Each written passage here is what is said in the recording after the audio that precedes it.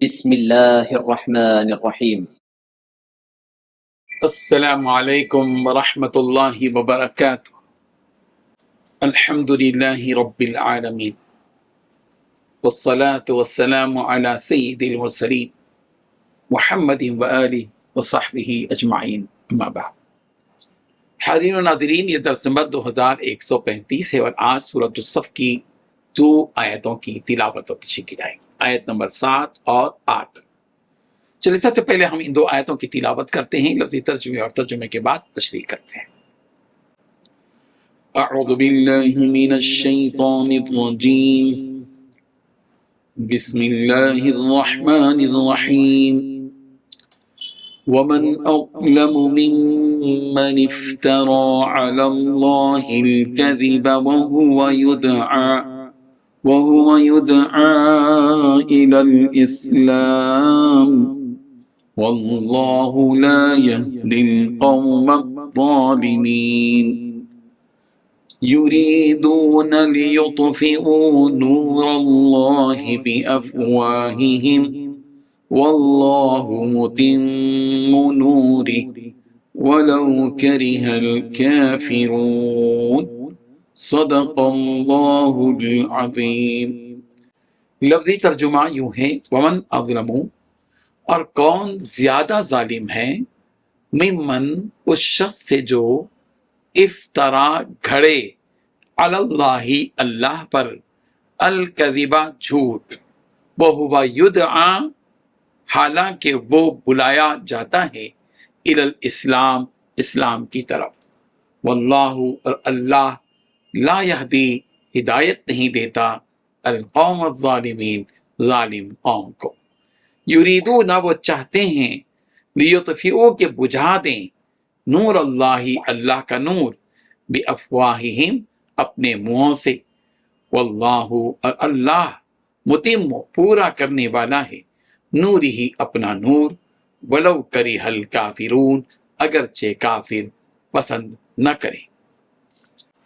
ترجمہ یوں ہے، اور اس شخص سے بڑا ظالم کون ہوگا جو اللہ پر جھوٹ باندھے جبکہ اسے اسلام کی طرف بلایا جا رہا، اور اللہ ایسے ظالم لوگوں کو ہدایت تک نہیں پہنچاتا۔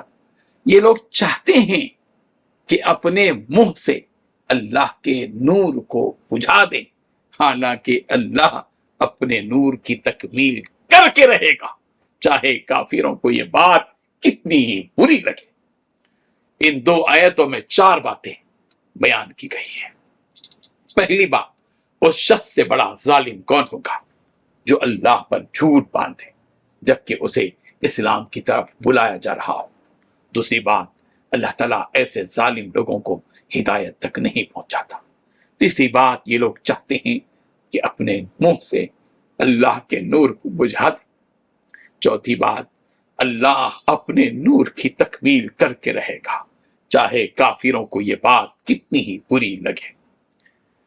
بزرگان محترم، جنہیں اسلام کی دعوت دی جائے اور حق کی طرف بلایا جائے لیکن وہ اس حق کو جھٹلائیں اور اسلام کی دعوت کو ٹھکرائیں تو ان کا کیا انجام ہوگا اور ان کے ساتھ کیا معاملہ کیا جائے گا، ان آیتوں میں بیان کیا جا رہا ہے کہ جب حضرت عیسیٰ علیہ السلام اور محمد عربی محمد مصطفیٰ صلی اللہ علیہ وسلم نے اپنی قوم کو اسلام کی دعوت دی اور انہیں اس بات کا یقین دلانے کے لیے کہ وہ اللہ کے بھیجے ہوئے سچے نبی ہیں، معجزات دکھلائے، لیکن پھر بھی ان لوگوں نے آپ کی باتوں کو ماننے سے انکار کیا اور اللہ تعالیٰ پر جھوٹ باندھا کہ اللہ تعالیٰ نے کسی کو اپنا پیغمبر بنا کر نہیں بھیجا ہے، اور یہ جو معجزات دکھائے جا رہے ہیں یہ معجزات نہیں بلکہ جادو ہے۔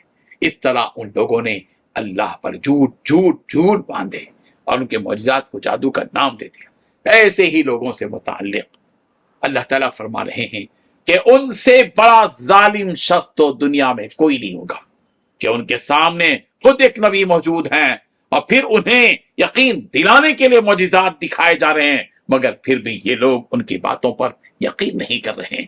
جو ایسا شخص ہوگا کہ حق کو کھول کر بتلانے کے باوجود بھی حق کو قبول نہیں کرے گا تو ایسے لوگوں کو اللہ تعالیٰ ہدایت نہیں دے گا، وہ تو ایسے لوگوں کو ہدایت دیتا ہے جن کے اندر حق کو قبول کرنے کا مادہ ہو، اور وہ حق کو قبول کرنا تو ایسے شخص کی ہدایت کے راستے، اور وہ حق کو قبول کرتا تو اس ایسے شخص کی ہدایت کے راستے اللہ تعالیٰ کھول دیتے ہیں جن کے اندر حق کو قبول کرنے کا مادہ ہو، اور وہ حق کو قبول کرنا تو ایسے شخص کی ہدایت کے راستے اللہ تعالیٰ کھول دیتے ہیں جو لوگ حق کو اس کے واضح ہو جانے کے بعد بھی قبول نہیں کر رہے ہیں۔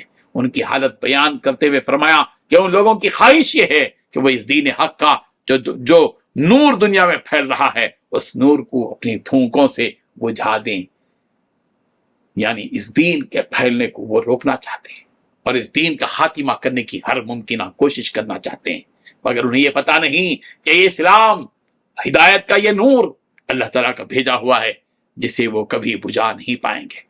قیامت آ جائے لیکن یہ اس نور کو بجھا نہیں سکیں گے۔ جس دن اللہ کا یہ نور ختم ہوگا، یہ دنیا اپنے وجود سے ختم ہو جائے گی، قیامت قائم ہو جائے گی۔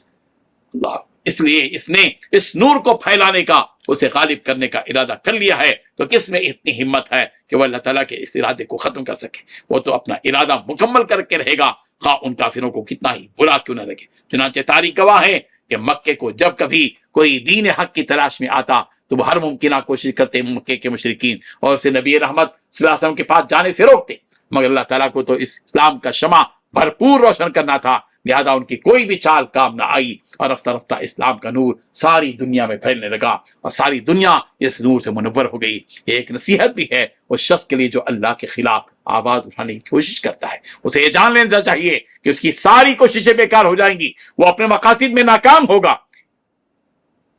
اس آیت کے شان نزول سے متعلق حضرت ابن عباس رضی اللہ عنہ نے فرمایا کہ نبی رحمت صلی اللہ علیہ وسلم پر 40 روز تک وحی کا سلسلہ منقطع ہو گیا، 40 دن تک وحی نہیں آئی۔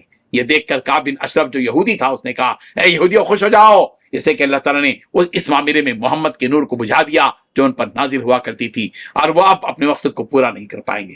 اس بات سے آپ علیہ السلام کو تکلیف ہوئی تو اسی وقت آپ صلی اللہ علیہ وسلم پر یہ آیت نازل ہوئی کہ یہ چاہتے ہیں کہ اللہ کے نور کو بجھا دیں۔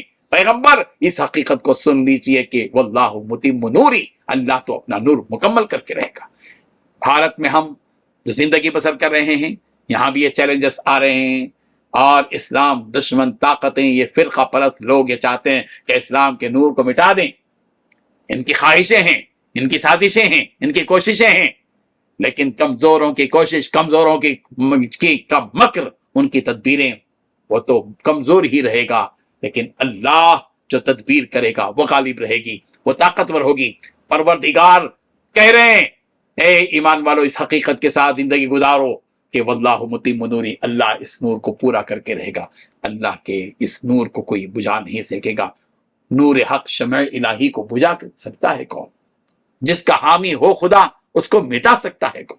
یہ ہے وہ حقیقت جو اس آیت سے سمجھ میں آتی ہے۔ اللہ تعالی ہم سب کو عمل کی توفیق عطا فرمائے۔